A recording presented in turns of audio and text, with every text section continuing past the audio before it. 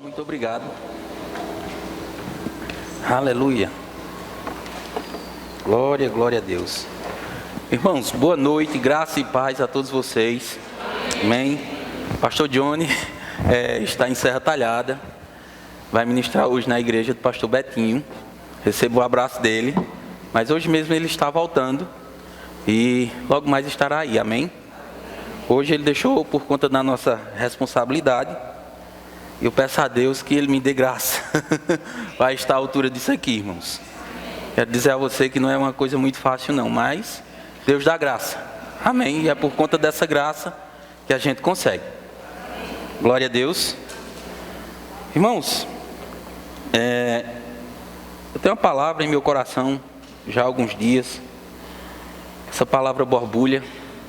Na realidade, eu já ministrei essa palavra aqui. Mas pastor Johnny achou por bem trazer essa palavra mais uma vez no domingo à noite. Então, passei um bom tempo meditando mais uma vez, vendo outras coisas. A palavra de Deus ela é impressionante, ela é inesgotável. Toda vez que você se expõe, ela tem algo novo. E vai nos alimentando, nos fortalecendo, abrindo o nosso entendimento. E isso é maravilhoso, irmãos. Então, tenho certeza que assim como o Senhor me abençoou através desse tema, desse estudo, tenho certeza que Ele vai abençoar a tua vida. Esclareceu muita coisa na minha vida e eu louvo a Deus por esse tempo de aprendizado. Amém? Então quero começar com uma frase que há alguns anos atrás, irmãos, nós estávamos lá no outro prédio. O pastor Johnny estava dirigindo um culto, como a gente faz por aqui, e na direção daquele culto ele disse uma frase que marcou a minha vida. Ele disse: o dízimo não é da velha aliança nem da nova, o dízimo é de Deus. E aquela frase, irmãos, ficou no meu coração, inclusive eu já até citei ela aqui.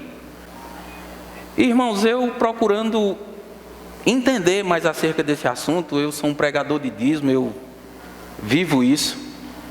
Eu procurei me aprofundar um pouco mais acerca dessa palavra e comprei um livro, pastor Luciano Subirá.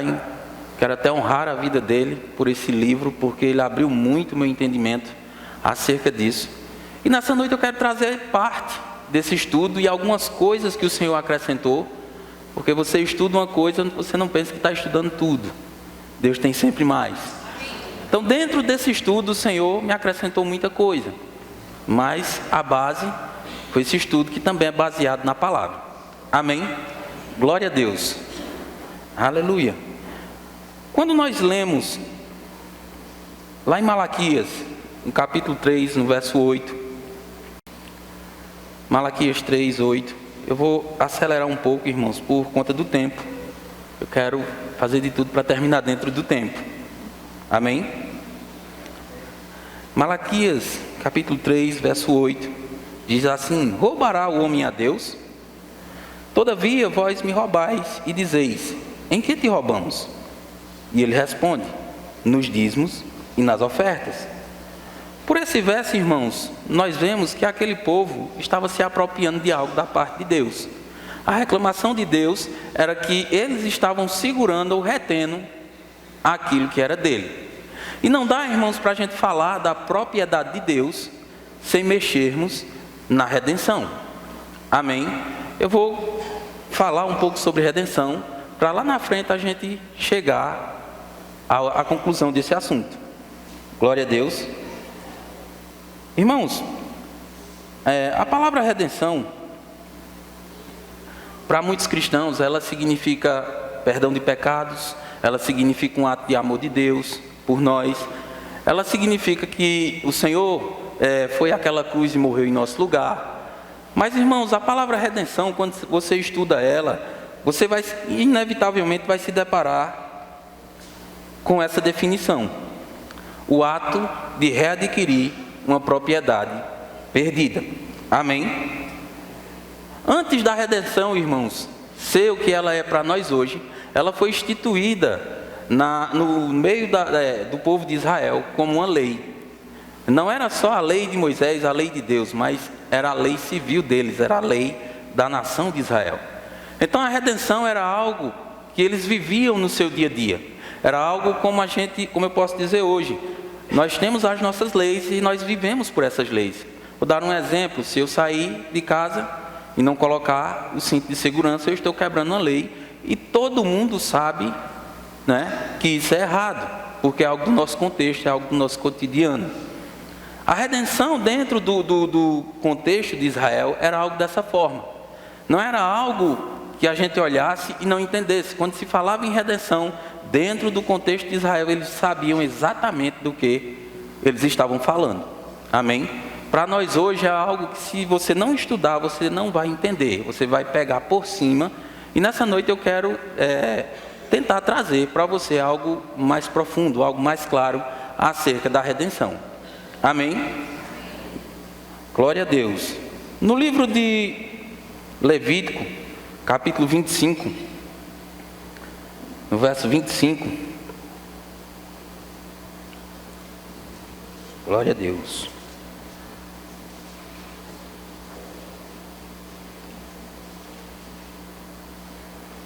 Aleluia. Levítico 25. Esse texto, irmãos, ele traz a redenção, não na sua totalidade, mas por ele dá para a gente entender como funcionava a redenção no meio do povo de Israel.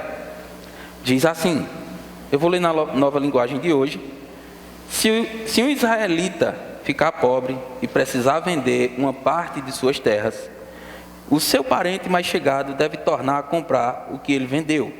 Mas, se ele não tiver um parente que compre as suas terras, é possível que mais tarde ele mesmo fique rico outra vez, podendo assim tornar a comprar o terreno que vendeu. Ele descontará o valor das colheitas que o terreno tiver produzido desde o último ano da libertação, e calculará o preço a pagar, tendo como base os anos de colheita que ainda faltarem até o ano da libertação. E assim, ele será novamente o dono do terreno.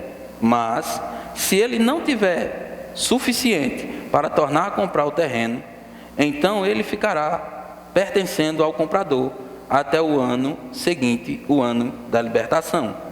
Nesse ano, o terreno voltará a pertencer ao primeiro dono. Amém?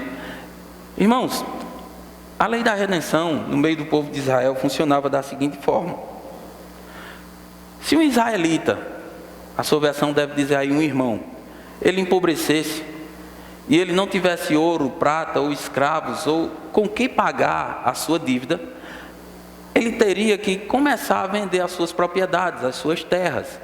No meio do povo de Israel não era costume vender propriedades, só se vendia num caso extremo, num caso como esse, quando a pessoa não tinha como pagar. Então, quando ele não tinha dinheiro, espécie, e vou falar dinheiro, mas não era dinheiro, eles tinham prata, eles tinham ouro, eles tinham animais, eles tinham escravos, era a moeda de comércio naquele tempo. Quando isso não era suficiente, ele tinha que entregar as suas terras. E há casos na Bíblia em que, quando as terras não eram suficientes, aquele homem ele tinha que se vender como escravo para o outro, para poder pagar a sua dívida. Quando isso não era suficiente, ele também tinha que vender a sua própria família, e eles seriam escravos daquele senhor por 50 anos, que é chamado o ano do jubileu, ou o ano da libertação, como eu li aqui. Amém? Aleluia, você está entendendo? Glória a Deus. Você está aqui, irmãos? Dentro desse contexto, irmãos, que a gente leu, 3 soluções eram apresentadas para que essa pessoa, essa família fosse liberta. A primeira delas era que, quando as terras davam para pagar, esse homem ele poderia trabalhar, prosperar de novo e readquirir as suas terras. A segunda opção, quando não dava para pagar, ele tinha que esperar o ano da libertação, o ano do jubileu, que só acontecia a cada 50 anos. Mas eu não quero focar nessas duas, eu quero focar na terceira opção, porque essa terceira opção é a que se identifica conosco. A terceira opção era quando um parente se levantava para resgatar aquela propriedade perdida. Lembra do significado de redenção? O ato de readquirir uma propriedade perdida. Amém? Então um parente se levantava e ia naquela pessoa a qual ele devia e dizia: quanto é que meu irmão deve? Ele dizia X. Ele pagava a sua dívida e ele resgatava não só a família, mas também todos os bens ele resgatava. A pergunta é: essa pessoa deixava de ser escrava? Não. Por quê? Primeiro porque ela não pagou a dívida, quem pagou foi o irmão. Então, uma vez que essa dívida era paga em um dos seus donos, essa pessoa voltava para a mão do outro e ela também ficaria na condição de escravo. Você deve estar pensando, que coisa triste. Mas não é bem assim, irmãos. Vou te dizer por quê. Quando um parente se levantava para comprar as terras ou essa família, ele não comprava para enriquecer mais ou aumentar o seu patrimônio, porque naquele tempo ter escravos, ter terras, ter animais, era um patrimônio bem elevado, quem tinha. Então ele não comprava por esse motivo, ele comprava por amor, ele comprava para usar de misericórdia, que é um dos significados de redenção. Amém? Se você for olhar a redenção, um dos seus significados é um sentimento de misericórdia. Então, Deus instituiu isso para que o povo de Israel usasse de misericórdia de um para com os outros. Amém? Você entendeu? Glória a Deus. Então vamos avançar. Olhando, irmãos, por esse lado, nós podemos ver o que Jesus fez por nós. Nós hoje temos redenção. Qual era o nosso problema? O nosso problema começou lá em Adão. Quando Adão pecou, e quando ele peca, ele é vendido como escravo, ele se torna escravo do pecado, e essa escravidão do pecado passa a toda a raça humana. Eu não estou falando nenhuma novidade para você. Você conhece isso. A Bíblia diz que não tínhamos como pagar essa dívida. A Bíblia diz que era impossível a nós pagarmos. Então precisava que alguém se levantasse, um irmão, um parente, que usasse de misericórdia para nos resgatar das mãos do inimigo. Amém? Porque a redenção na velha aliança a prática da redenção na velha aliança era algo natural, mas que apontava para algo espiritual que iria acontecer mais na frente. Amém?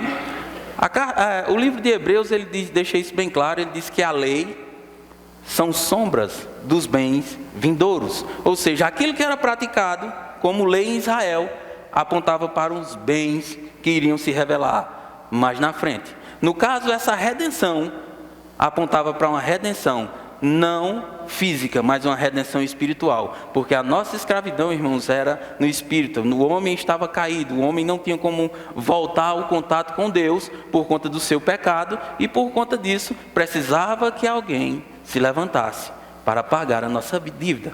É aí onde a gente entende porque Jesus Cristo precisou encarnar. Porque teria que ser um semelhante, teria que ser um parente, teria que ser alguém que usasse de misericórdia, que pagasse a nossa conta. Quando nós olhamos para a carta de Efésios,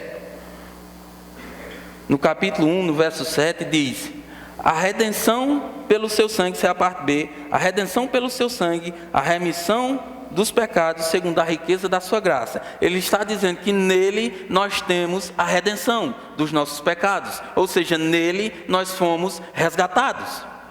Amém? Em Apocalipse, capítulo 5, no verso 8, diz assim: e entoavam um cântico novo, dizendo: digno és de tomar o livro e de abrir-lhe os selos, porque foste morto e com teu sangue compraste para Deus os que pertencem a toda tribo, língua, povo e nação, e para o nosso Deus os constituíste,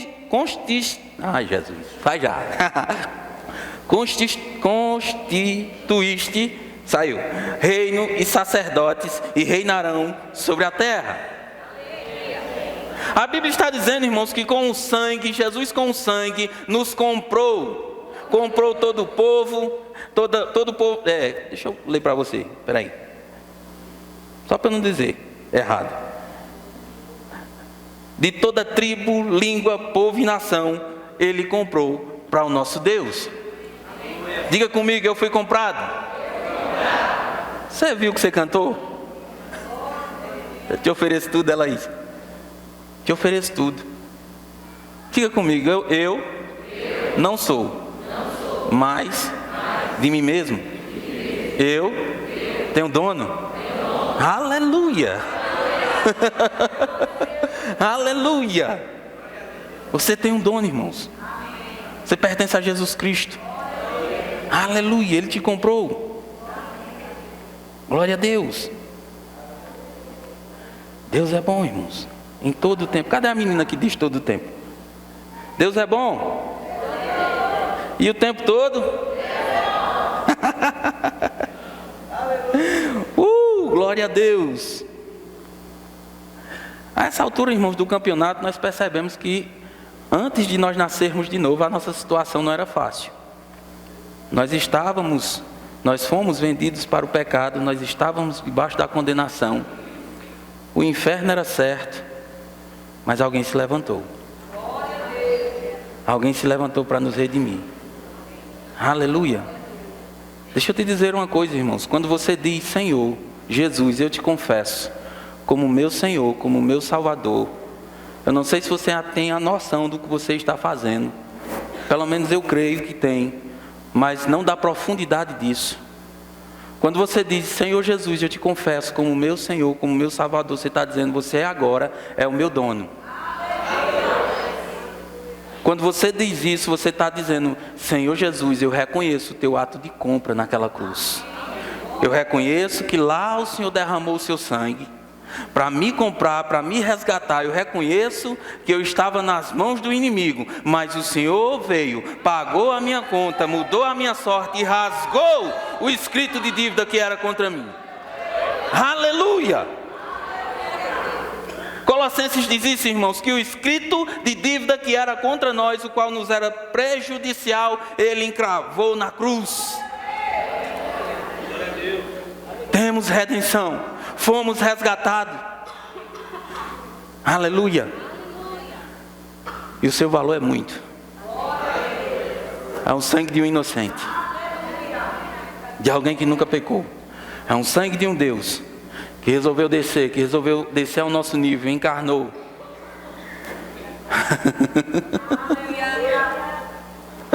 Aleluia, irmãos. Eu não sei se você tem a dimensão disso. Pensa só por um instante. Deus descendo, encarnando, sofrendo, olhando, não para o seu sofrimento, mas para mim e para você. Pensa por um momento. A Bíblia diz que Deus não poupou nem seu próprio filho. Antes o entregou por amor de nós. Com certeza também com Ele nos dará todas as coisas. Oh, aleluia! Aleluia! Aleluia! Eu gosto muito do que o pastor Luciano diz. Ele disse, eu não entendo como as pessoas andam por aí cabisbaixas, tristes, apanhando do diabo. Eu já estou aumentando a frase dele. É porque elas não conhecem o significado de redenção. Elas não conhecem o significado de que foram compradas. O diabo diz, você é feio, você é pobre, você não tem nada, você é uma desgraça, você não presta para nada. Você pode dizer para ele, desgraça é você que não tem redenção. Eu tenho redenção, eu fui comprado. Irmãos, o significado disso é tão forte que quando os israelitas estavam para sair do Egito, que Moisés ia libertar na noite em que eles iam sair, houve uma instrução naquele lugar, e a instrução era, mate um cordeiro, derrama o sangue, passa o sangue nos umbrais da porta. Quando o anjo da morte passar e ele vira o sangue, ele não vai poder te tocar. Eu estou parafraseando a história. Há versões que diz que foi Deus que executou o juízo, que foi Deus quem matou, mas não foi Deus, foi o anjo da morte. Havia um juízo para aquele povo, por não obedecer à ordem de Deus. Deus disse: liberta o meu povo. O faraó não quis, então o juízo veio. Mas ele disse: quando você passar o sangue, que o anjo da morte passar. Você sabe que o sangue de um animal não tem poder para nada, você sabe disso.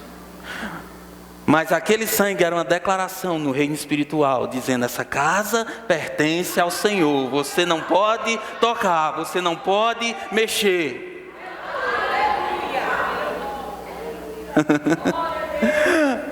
Há uma versão, eu não vou ter tempo de abrir, mas ela diz que o Senhor diz que quando o destruidor passar, ele diz: eu defenderei a casa. Isso só acontece no contexto de redenção. Eu defenderei a casa. Aleluia. A instrução era simples, irmãos. Em todas as outras pragas, os israelitas foram poupados, mas na nona tinha uma instrução: o sangue. Havia uma declaração no reino do Espírito. E daqui a pouco eu também vou dizer, porque o dízimo é uma declaração no reino do Espírito. Aleluia. Glória a Deus. Aleluia. Irmãos, a Bíblia diz lá em 1 Coríntios 6:8: fugir de toda a impureza. Qualquer outro pecado que uma pessoa cometer é fora do corpo, mas o que pratica a imoralidade peca contra o corpo, contra o próprio corpo. Acaso não sabeis que o vosso corpo é santuário do Espírito, e que em vós, e que está em vós, o qual tendes... Acaso não sabeis que o vosso corpo é santuário do Espírito Santo, e que está em vós, e que tendes da parte de Deus, e que não sois de vós mesmos? Porque fostes comprado por preço. Agora, pois, glorificai a Deus com o vosso corpo. Você foi comprado por preço, e um bom preço. Eu fui comprado com preço. E eu quero que você entenda uma coisa, irmãos. Muitas pessoas pensam que são donas de alguma coisa, mas deixa eu te dizer, nós não somos donos de nada. O Senhor é dono Ele é nosso dono. E eu pensava nisso agora à tarde. Eu digo: é verdade, Senhor, quando a gente morre não leva nada, os outros é quem usufrui. E tem pessoas que são agarradas às coisas. Deixa eu te dizer, as coisas não satisfarão a tua vida. As coisas só são coisas, e só estão aí porque o Senhor te deu mordomia para ter. Não faça das coisas um Deus, porque pode ser que elas desapareçam. Aleluia. Aleluia. Eu digo isso, irmãos. Quantos têm casa própria aqui? Levanta a mão. Glória a Deus, bastante gente. Você sabia que você não é dono dela? E eu vou dizer até no sentido natural. Por que você paga o IPTU todo ano? Por que você paga o aluguel dessa casa todo ano? Quantos têm carro próprio? Por que você paga o IPVA todo ano se é seu? É um aluguel, irmãos. Nada é nosso.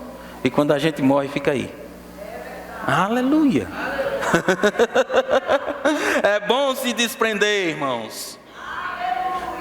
É bom andar com essa consciência. O Senhor nunca nos confiará mais, irmãos, se nós formos presos. Aleluia. Glória a Deus. Seja livre, para que o Senhor te abençoe mais, para que o Senhor aumente a tua mordomia. Seja livre. Aleluia. Irmãos, diante dessa consciência de que Deus é nosso dono, de que nós temos redenção, há um texto lá em Gênesis 47 que eu quero ler com vocês. Você pode ir abrindo e eu vou falando. Esse texto fala da história de José. E José foi levantado como governador daquela nação. E por ele ter estocado bastante alimento, ele passou a negociar com o povo vinha para negociar com José, trazia dinheiro, trazia coisas para trocar por pão, por sementes. Amém? Mas chegou um tempo, irmãos, que o povo não tinha mais nada. E esse texto ele diz: e acabado aquele ano, vieram a ele no segundo ano e disseram-lhe: não ocultemos ao meu senhor que o dinheiro é acabado, e meu senhor possui os animais. Nenhuma outra coisa nos ficou diante da face do meu senhor, senão o nosso corpo e a nossa terra. Por que morreremos diante dos teus olhos, tanto nós como a nossa terra? Compra-nos a nós e a nossa terra por pão, e nós e a nossa terra seremos servos de Faraó. Dá a semente para que vivamos e não morramos, e a terra não se desole. Assim José comprou toda a terra do Egito para Faraó, porque os egípcios venderam cada um o seu campo, porquanto a fome era extrema sobre eles, e a terra ficou sendo de Faraó. E quanto ao povo, fê-lo passar as cidades, desde uma extremidade da terra do Egito até a outra extremidade. Amém? Irmãos, eu gosto dessa ilustração porque ela também traz um contexto de redenção. A Bíblia diz que havia uma grande fome, que aquele povo estava fadado à fome e eles não tinham mais dinheiro para comprar comida. Foi que eles resolveram? Eles resolveram se vender como escravos, tanto eles quanto suas famílias e terras. José compra todo aquele povo para Faraó e faz deles escravos. Amém? Mas só, irmãos, que quando a gente continua lendo, no verso 23, José diz assim: então disse José ao povo: eis que hoje vos tenho comprado a vós e a vossa terra para Faraó. Eis aí tendes semente para vós e para que semeeis a terra. Há de ser, porém, que das colheitas darei 1/5 a Faraó, e as 4 partes serão vossas, para a semente do campo e para o vosso mantimento, e dos que estão nas vossas casas, e para que comam os vossos meninos. E disseram: a vida nos tem dado, achemos graça aos olhos do meu Senhor, e seremos servos de Faraó. Amém? José os compra, irmãos, mas não sei se você percebeu, mas José não os trata como escravos. Tinha todo direito? Tinha, porque uma vez que eles foram comprados, tudo que aquele povo produzisse passava a ser de Faraó. Mas o sentido de redenção é usar de misericórdia. Eles estavam fadados à morte, mas José os compra e os livra da morte. Dá a eles sementes para que eles semeiem, para que eles plantem, para que eles comam, ou seja, para que eles tenham uma vida boa. Em troca disso, José dá a eles uma ordem: de todas as colheitas, vocês trarão 20% ou a 5ª parte. Amém? Por que José pede isso, irmãos? Deixa eu te dizer uma coisa que eu aprendi. Quando a gente faz um favor, irmãos, a alguém, por muito tempo, e a gente não lembra essa pessoa que é um favor, daqui a pouco essa pessoa pensa que aquilo é uma obrigação. Vou te dar um exemplo prático disso. Eu trabalho lá no Paraíso das Buças, vocês sabem, tem um restaurantezinho. De vez em quando a gente está comendo lá porque o camarada faz uma buchada sem sangue. Para quem gosta como eu, amém, eu amo. E ele me contando uma vez, ele disse que um cidadão chegou lá e estava precisando de comida, e ele deu uma quentinha a ele. No outro dia ele veio, ele deu de novo. No outro dia ele veio, ele deu de novo. Só que na cabeça de Luiz, ele dizia assim: isso tem um prazo, isso não é para sempre. E chegou um tempo que Luiz já não queria dar mais, e quando aquele camarada chegou lá, ele chegou e sentou como dono. Eu quero minha quentinha. Como se fosse só obrigação de Luiz. Você está entendendo? Irmãos, o ser humano, ele é alguém esquecido. Você faz 100%, mas no dia que você fizer 99%, acabou-se. Já não presta. Você está entendendo? José aplicou algo aqui que eu achei bem interessante. Ele disse: olha, eu vou fazer isso com vocês, mas vocês vão ter que fazer isso. Era para enfeitar o palácio de Faraó? Essa 5ª parte? Não. Era para que eles entendessem quem é quem na história. Vocês têm que entender que vocês são comprados. Nós usamos de misericórdia, nós vamos tratar você bem, vocês vão criar seus filhos, mas vocês entendam quem é quem. Trazendo isso, irmãos, para os nossos dias de hoje. Aliás, eu vou voltar para Malaquias. Depois eu trago para os dias de hoje. Qual é a queixa de Deus em Malaquias? A queixa de Deus é que eles se desviaram dos caminhos do Senhor. Desde os vossos pais vos desviastes dos meus estatutos. E perguntam, em que nos desviamos? Olha que esquecimento. Interessante. Em que nos desviamos? E olha o que Deus diz. O primeiro desvio, nos dízimos e nas ofertas. Vocês estão pegando o que é meu. Vocês estão tocando na minha propriedade. E deixa eu aprofundar mais um pouquinho. Antes disso, Deus diz, eu sou o Senhor e não mudo. Por isso vós, ó filhos de Jacó, não sois consumidos, eu não mudo. O que eu estabeleci, está estabelecido. Os dízimos são meus, por isso a frase. Os dízimos são de Deus. Não está limitada a aliança A ou B, porque eles foram dados lá atrás em Abraão. E depois eu vou te explicar isso também. Você está entendendo? Os dízimos são de Deus. Aí eles perguntam, em que te roubamos? Olha que coisa esquisita. Sabe, irmãos, o povo hebreu, eles na cultura deles, quando eles entraram na terra, o Senhor advertiu-os.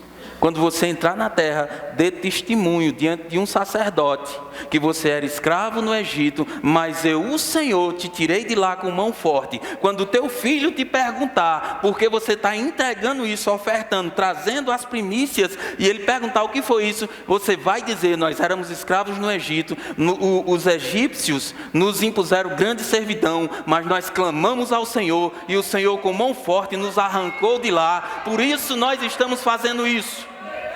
Ensinando aos filhos, passando para as próximas gerações. Aleluia! Ele tinha que declarar, irmãos, o porquê estava entregando as suas primícias. Eram animais, eram das colheitas. Eles tinham que, na hora de ofertar, eles faziam uma declaração. E aquilo eu entendo como uma celebração da redenção. Aleluia, não foi só o sangue, não foi só o cordeiro, mas essa atitude de entregar é uma celebração da nossa redenção em Deus.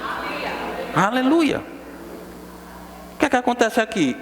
Se era para ser passado de geração em geração, com certeza o povo de Malaquias não foi ensinado, ou então estava dando uma de doido, porque eles esqueceram. Você percebe que é um esquecimento? Em que te roubamos? Deus diz, nos dízimos e nas ofertas. E deixa eu te dizer outra coisa, irmãos. Aleluia. Deixa eu te dizer uma coisa. Esse é o único lugar onde a gente encontra chave de janela. E eu abrirei as janelas dos céus e derramarei sobre vós bênçãos sem medidas. Qual a chave que abre a janela? Diga comigo, o dízimo. A oferta. São as chaves que abrem as janelas do céu. Eu nunca vi janela com chave, só pelo lado de dentro. Mas Deus disse, traga.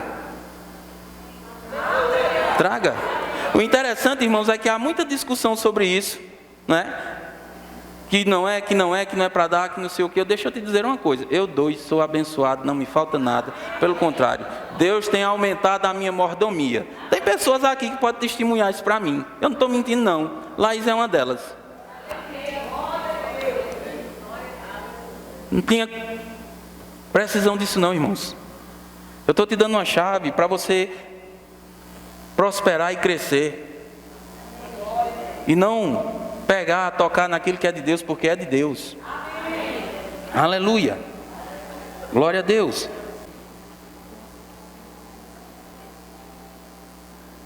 Hebreus 7:1 diz assim, porque esse Melquisedeque, que era rei de Salém, sacerdote do Deus Altíssimo, e que saiu ao encontro de Abraão quando ele regressava da matança dos reis e o abençoou.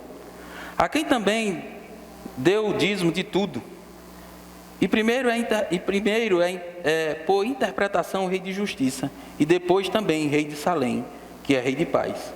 Sem pai, sem mãe, sem genealogia, não tendo princípio de dias nem fim de vida, mas sendo feito semelhante ao Filho de Deus. Permanece sacerdote para sempre. No 4 ele diz: considerai, pois, quão era grande este a quem até o patriarca Abraão deu os dízimos dos despojos.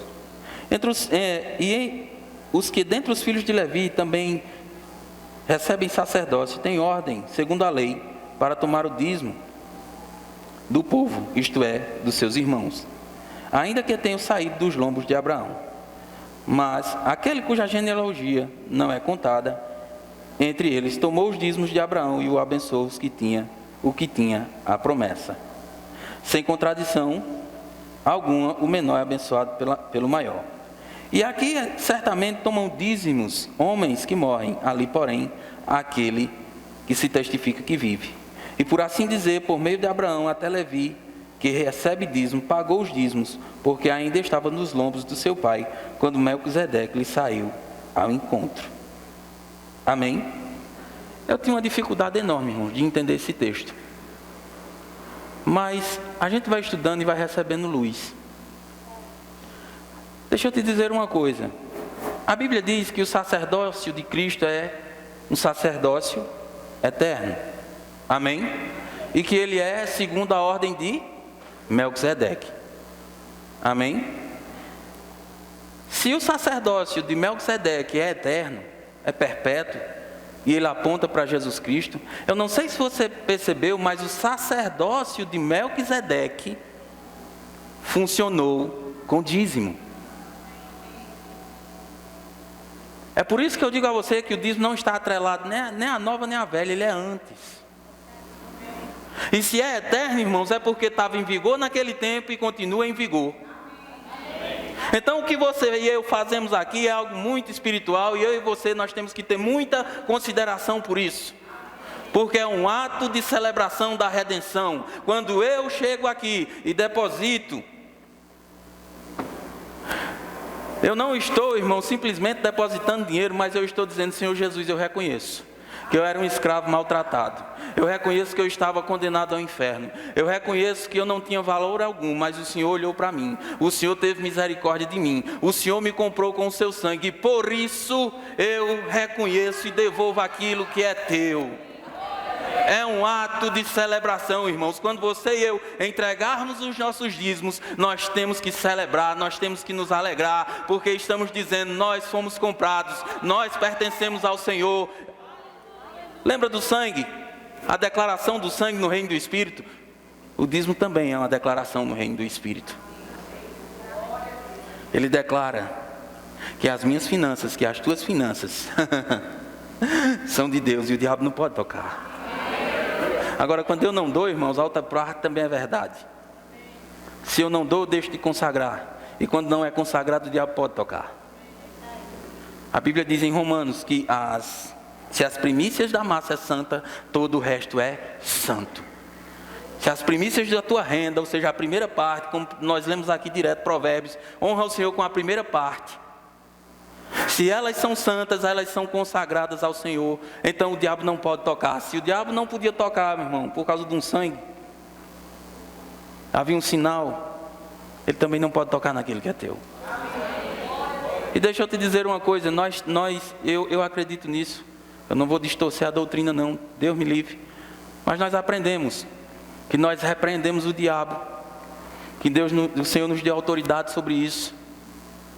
Mas nós só encontramos na Bíblia, no contexto de redenção, Deus dizendo assim: eu repreenderei o devorador. Contexto de redenção. Lembra que ele defende a casa? Você está entendendo? Então quando você consagra aquilo que é teu, Deus está guardando, irmãos. Deus está guardando. Deus está guardando. Não te preocupas, porque Deus está guardando aquilo que é teu. Aleluia. É algo tão espiritual, irmãos. Eu tenho tempo, Jesus? Alguém me ajuda? Tem um pouquinho. Abra aí em Filipenses. Aleluia. Aleluia. Lá isso pode ir subindo. Pessoal do louvor. Aleluia. Filipenses 4. Aleluia.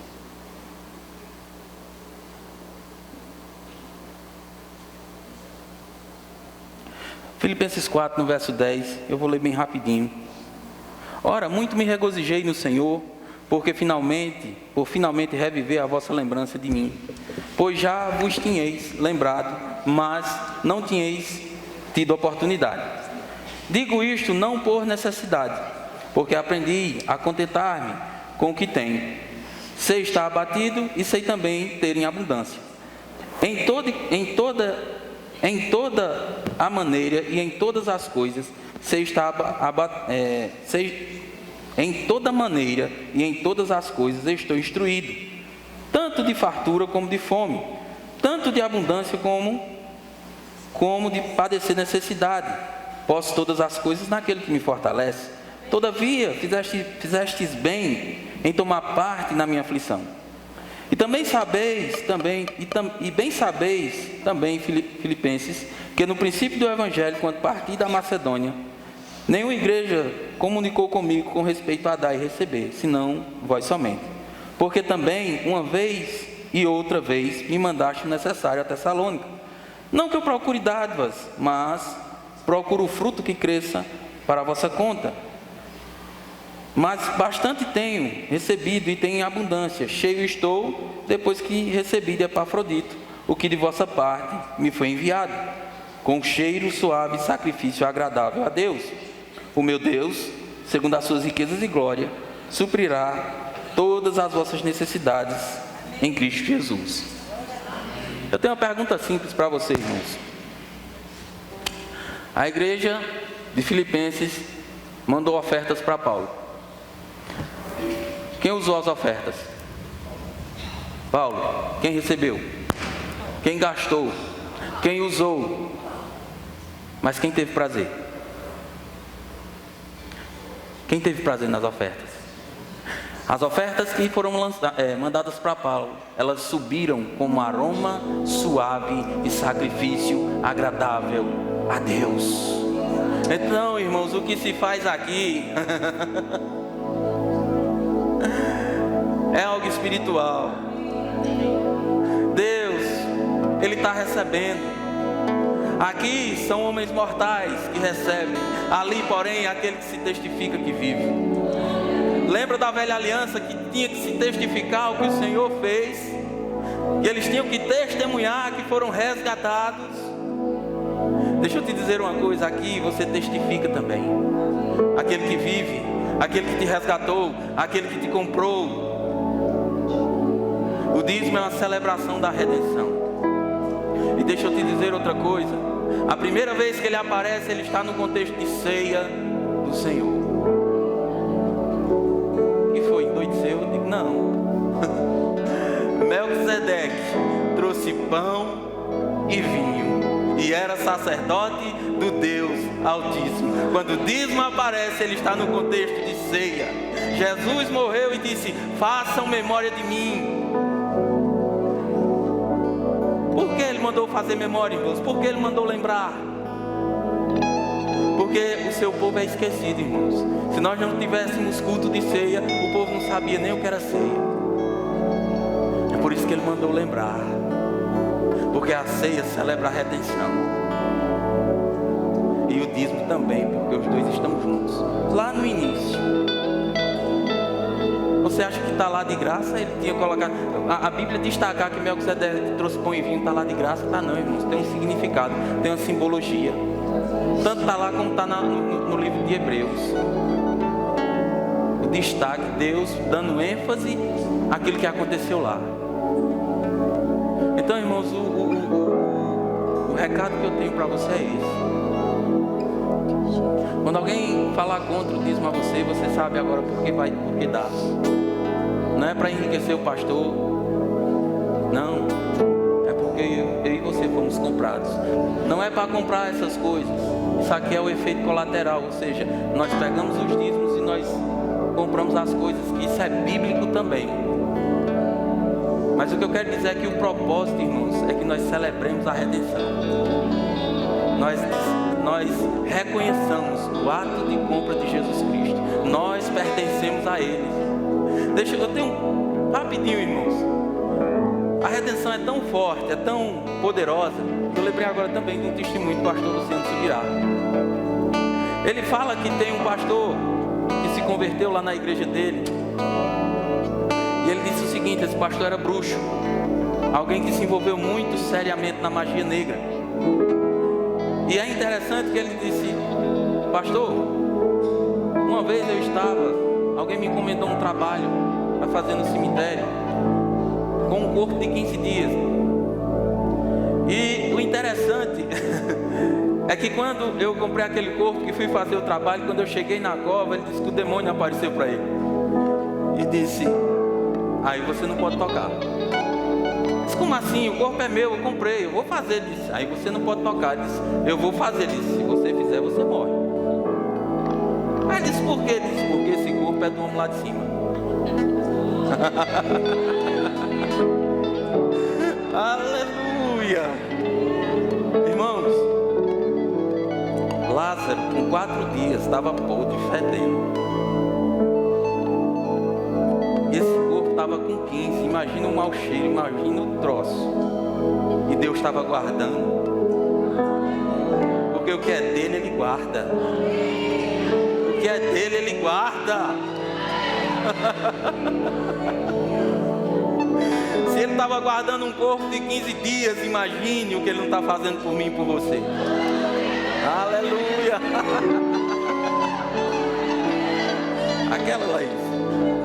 Vamos cantar, irmãos, aquela música. Eu não peguei a letra, mas achei linda demais. Eu queria que você ficasse de pé. Aleluia.